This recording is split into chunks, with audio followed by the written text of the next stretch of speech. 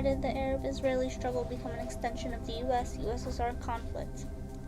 The US supported the Israeli and the USSR supported the Arabs. This in turn caused the Arab-Israeli struggle to become a proxy war.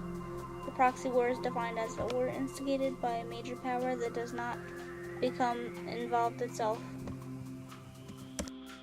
During World War II, the US and the Soviet Union fought together as allies. However, the relationship between the two was a tense one.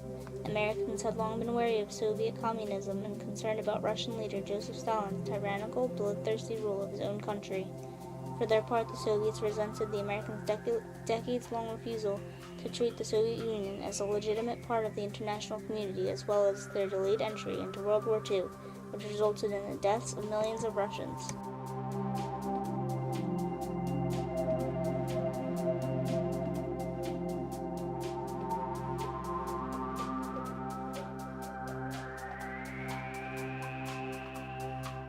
After the war ended, these grievances ripened into an overwhelming sense of mutual distrust and enmity.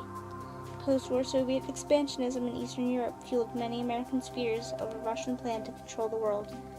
Meanwhile, the Soviet Union came to resent what they perceived as American officials' bellicose rhetoric, arms buildup, and interventionist approach to international relations.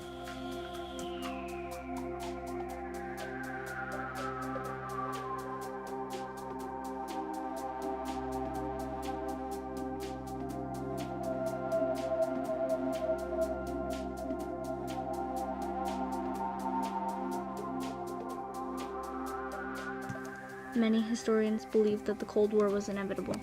During the Cold War, proxy warfare was motivated by fears that a conventional war between the United States and the Soviet Union would result in a nuclear holocaust, rendering the use of ideological proxies a safer way of exercising hostilities. The Soviet government found that supporting the parties antagonistic to the US and Western nations was a cost-effective way to combat NATO influence in lieu of direct military engagement. In addition, the proliferation of televised media and its impact on public perception made the U.S. public especially susceptible to war wariness and skeptical of risking American life abroad. This encouraged the practice of arming insurgent forces, such as the funneling of supplies to the Afghan troops during the Soviet-Afghan War.